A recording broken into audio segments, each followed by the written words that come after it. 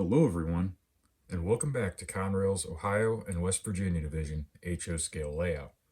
This is going to be a layout and workbench update for the month of April 2025.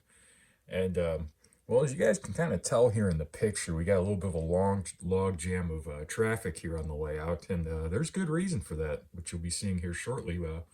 We dove into some track work, and we're not quite done yet, but either way, we made some good progress this month, and I look forward to sharing that all with you. So sit back, relax, and enjoy as I show you what I've been up to on Conrail's Ohio and West Virginia Division.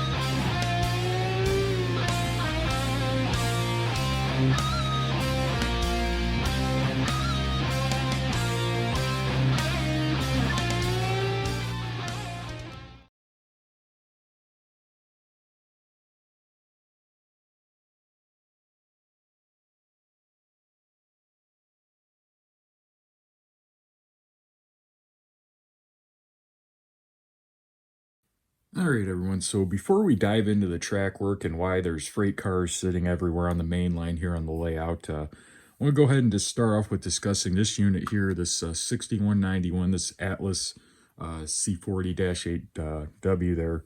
I did last month. I remember showing you guys and telling y'all I had a bit of an issue with this thing wanting to stall out. It gave me a lot of trouble.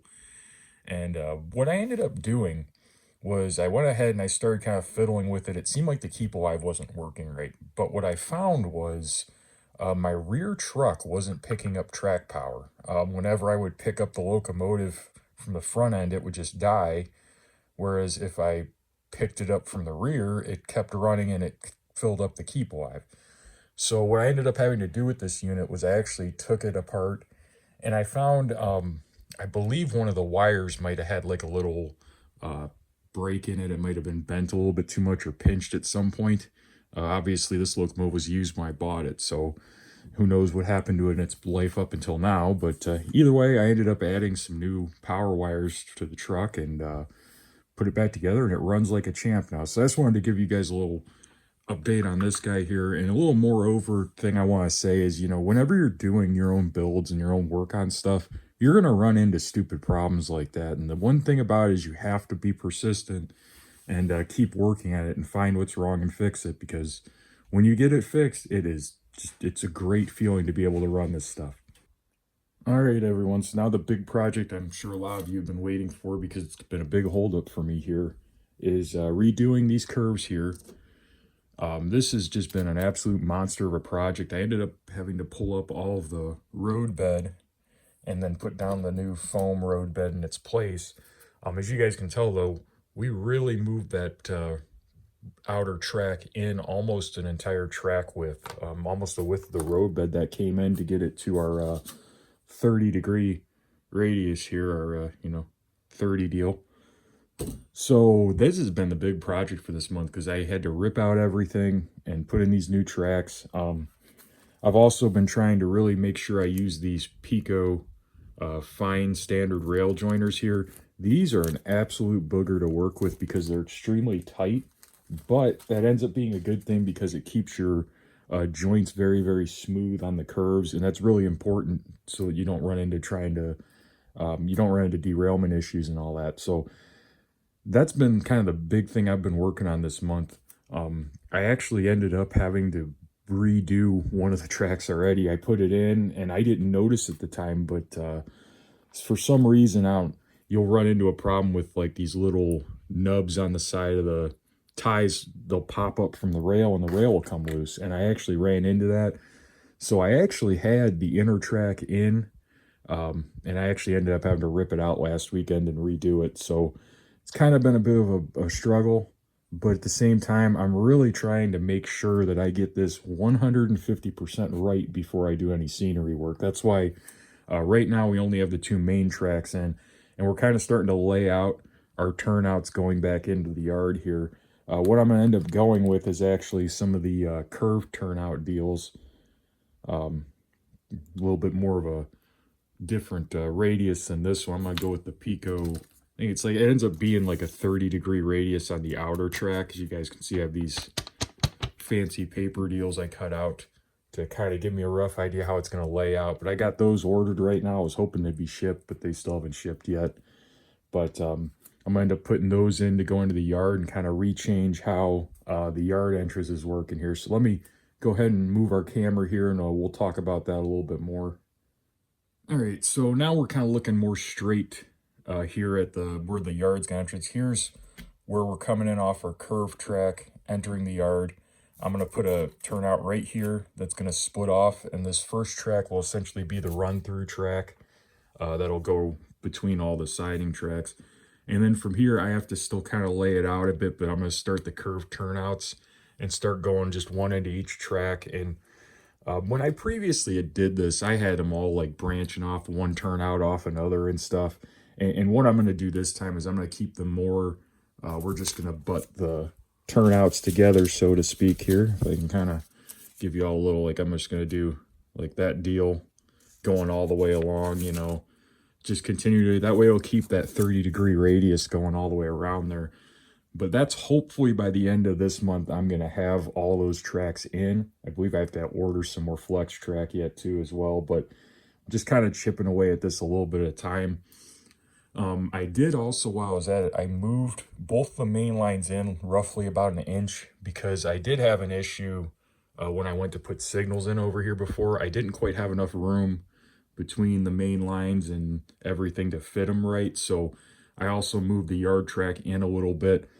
Kind of sucks to lose a little bit of space like that, but it's really kind of what I need to do here to have things kind of fit better and look better. So it's kind of what we've been going with there.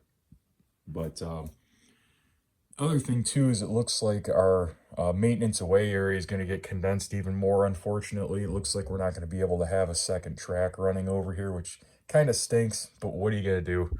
I'm probably just going to leave this turnout here and put some of the ties back in and just make it look like this was a section of track that was ripped up at some point and just left. So that'll look pretty cool when it's done.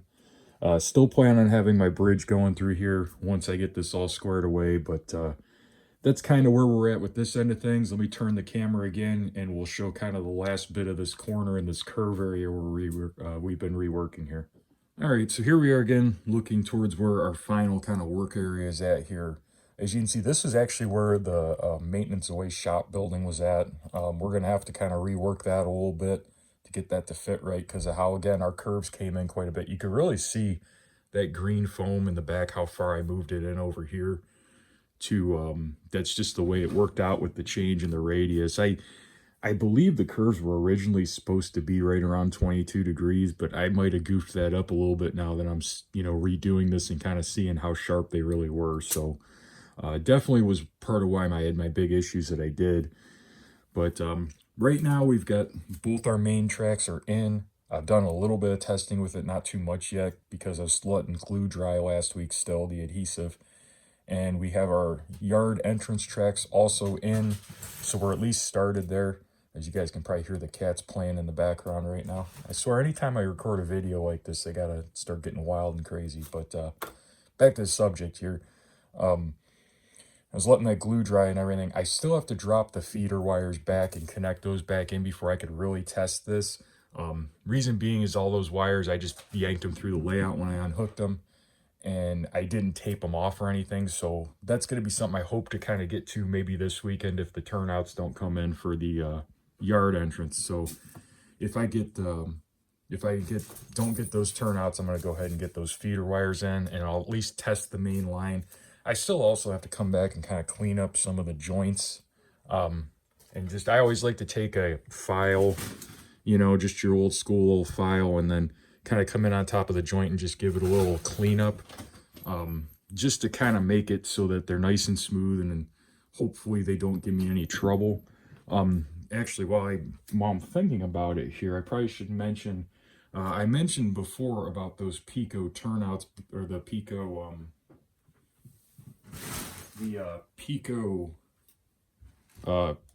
what the heck are the rail joiners being kind of a pain in the rear end. And what I found is a lot of times, if this will catch here, you guys kind of see when you cut this rail, will it focus? I get the focus.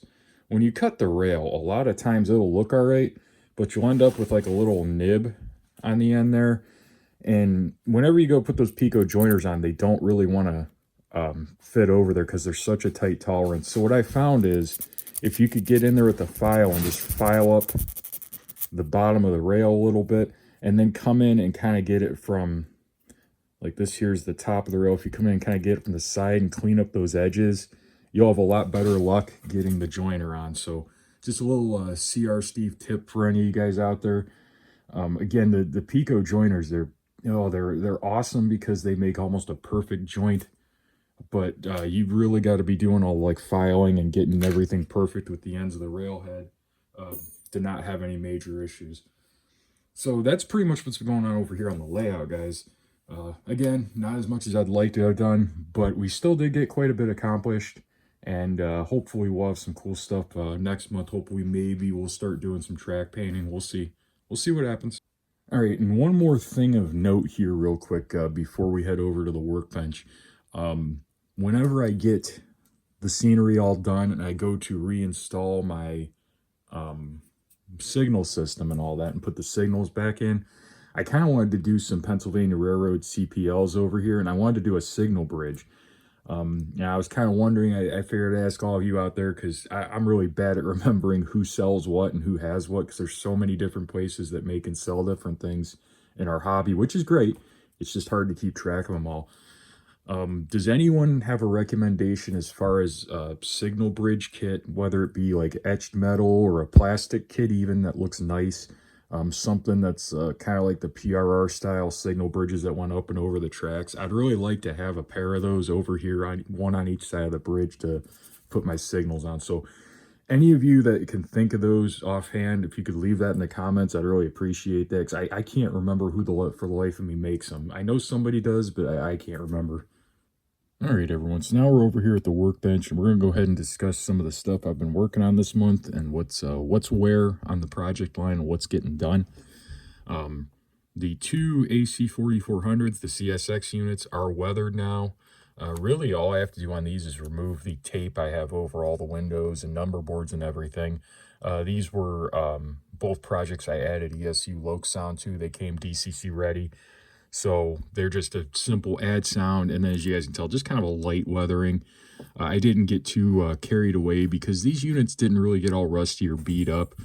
They did get a little bit dirty from service. You know, you got all your soot along the top, and you know, your dirt in between the panel doors, little rail brown down here on the trucks, but nothing really too crazy.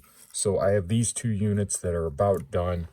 They're almost there. The number 17 here is actually, some of you will remember, this was from my comparison video with the scale trains model. And this one in particular, I am doing a full build video on with the adding the Loke sound to it, and then the little bit of light weathering I did here. So look for that here. Hopefully, oh geez, this will the video on this should probably be sometime in June because I'm about a month behind right now in editing. I still have to do the edit the video for the CSX -8, the standard cab one yet. So I still got to edit that video together yet, and I try to do one of those a month. Those are a lot of work to edit those. Maybe I'll throw in a little picture here before we talk about this next unit. I'll throw in a picture of the 6 hours worth of editing I had into doing the SD45-2 video. So here we have another SD45-2. I was, as I mentioned last month, I was so happy with how that one turned out that I went ahead and I decided to do another one. Added Loke sound to, and of course I did the weathering on this one. Now, something I did here that I hadn't done before, I'm not sure how well it's going to pick up here in the lighting on the camera here, but you guys can kind of see here, we have like a lighting spot going down the side here. A lot of dirty locomotives you see pictures of, you'll notice like that clean spot going down the side of the locomotive where engineers and conductors and anyone that was on a locomotive was walking down the side and they brushed into the side of the locomotive. So kind of a cool little thing I did on this one just to kind of do a little different technique, and it actually worked out really, really well. I'm very happy with how that turned out here. But again, just a little bit of light rust and stuff, a little dirt here and there. I went with a little powder here on the trucks just to kind of liven it up a bit. But this again was another just add Loke sound to weather. I put the little brake detail there on the trucks, the brake piping, add ditch lights. This one's almost done. Again, I got to do number boards for all of you that, know all my lighting insanity. I got to make my number boards for back here in the back yet out of the clear styrene. So hopefully this will be on the layout by the end of the month as well. And last but not least, probably the one I'm most excited for here. We got us a good one here. This is the Overland -8 CW that I added Loke sound to.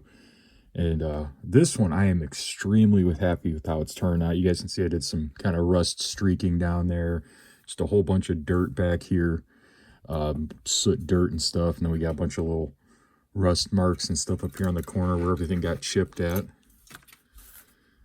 And of course, we kind of look here at the front. You can see just all that rust and stuff I got on the pilot and stuff from prototype photos from looking at them. Same with all this rust here along the sides. Notice that in the prototype photos. But the reason I'm really excited with this and how it turned out is I goofed up and I managed to kind of save it a little bit. So when I airbrushed this, I got a little bit too heavy up in here with the soot when I was airbrushing it. And I just wasn't happy with how it looked. I liked how the fade looked down here and everything, but I wasn't happy with that dirt. So I went ahead and I tried to clean it off. And unfortunately, when I tried to clean that soot airbrush off there, I ended up taking off some of the white fade as well. So I ended up taking that opportunity and cleaning off this entire section here to make it look like this is a different hood section that was put on this locomotive. So while it doesn't match prototype photos, and if you look at the opposite side, it doesn't match the opposite side, it kind of gave me the opportunity to do something neat that I've wanted to do for a while, but just haven't had the right project to, and have this different hood section that looks kind of cool. And then two, it gives me the opportunity that when I have the locomotive facing out on the layout to where the conductor side's facing out, you have that cool replaced hood section. And when you turn it around, you have the more dirty, just, grungy looking, not replaced. So it almost gives you two different locomotives worth of appearance with just one. I know that used to be kind of a bigger thing in modeling back in the day. You'd have a car that looked one way on one side and another way on another. And this just kind of is one of those opportunities when I screwed up. I'll fully admit I screwed up. And I ended up kind of doing it and turning it into a positive. That's something you guys will hear me talk about a lot, is it's not about the mistakes you make when you're doing this. It's about, one, learning from them so you don't do them again, and two, figuring out a way to take those mistakes and turn them into a positive and actually make something better than what you even intended. So that's what the stuff that's almost done. Hopefully all that stuff will be ready for the layout here in the coming weeks. We'll see. We'll see what we got going on. So next on our list is our SD38 and MT6 sets. We're moving right along. Captain Insano here doing his 6 of these at once. We're making progress. So the first two here, this will be the 6946, I believe, or maybe it's the 6941. I don't know. I didn't write them down all the way, but I believe actually, you know what? No, this is the 6949 and the 1111. So these two, we got the paint going on there. We got all our detail work done on there. I also did the like sill painting on them too, if you guys can kind of see that there. That was what I started to do last week, was paint the sills, paint the short hood, the top of the short hood and stuff. And that was a pain in the rear end, so I kind of had to walk away from that. Then we have, this one will be the 1122 and the 6946. The first two are going to be Conway units, and then these two, these units here will be the Buckeye Yard units, so that'll be pretty cool to have these done. And then for other ST38s right now, I have one that I'm just starting that's going to be the 6950 and all that fun jazz. And then we have here the 1123 and the 1100 here, two more Conway units. That these ones I only got as far as cutting the steps down and getting my styrene mount in the back. I still got to drill that and then detail these so I can paint them. So these will be the next two that we'll mess with here. Hopefully I'll get those detailed this weekend. And as you guys can tell too, I've been kind of working on doing all the frame modifications as well, getting the new pinholes drilled and getting that styrene shim put in there. This has just been, it's taken forever to do all these frames. So that's kind of been the big work that's been going on, trying to do a little bit each weekend to get these forward and along. Like I said, I'm hopeful to have these into paint this next weekend and move these along in the line.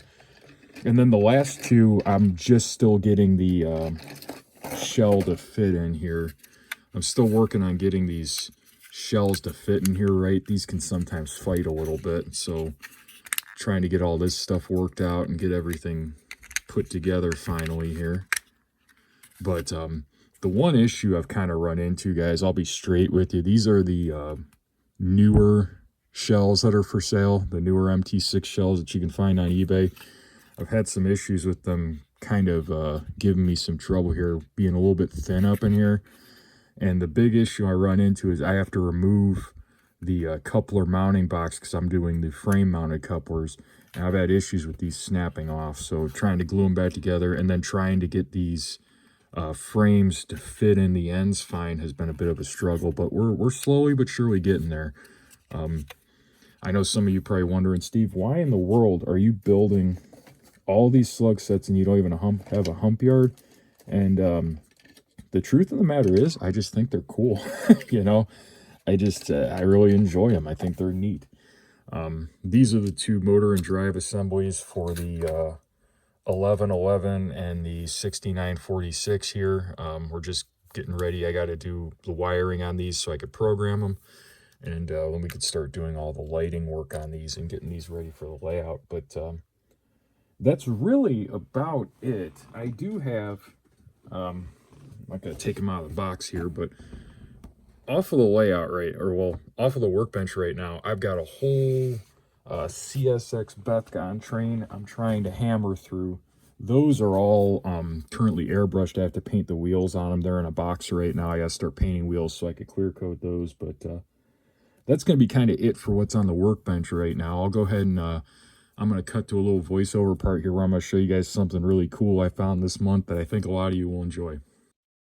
All right, everyone. So I know I'm not the only one that's probably went on the old eBay and, saw something and said, I wonder if that's going to be any cool or not, and just kind of bought it. And, well, I found something cool. So I was browsing the old eBay and I found some of the there was called the Journal. It was from the Conrail Technical Historical Society, and I found a lot that had some of the issues from the late '90s, from like '96 to '99 ish, there was a handful of different issues, and I just kind of had some curiosity with them. I just kind of wanted to see what they used to put in those back in the day, because that used to be the kind of the Conrail Historical Society of that time. It isn't the same as the one today, obviously. It was a different group of people, different thing altogether. But needless to say, I was kind of thumbing through them, and there was a lot of really interesting information in them.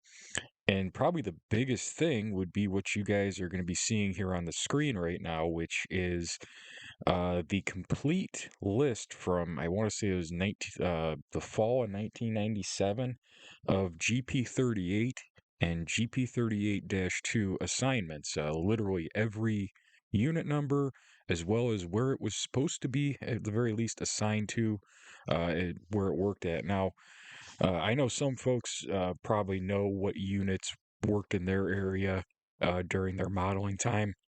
Unfortunately for me, back then I was only, 7, 8, 9 years old at the time. I never wrote down locomotive numbers or anything like that. So um, I've been kind of for the last few years trying to figure out exactly what locomotives worked in my area. And with this, I actually finally confirmed a lot of what I had figured out.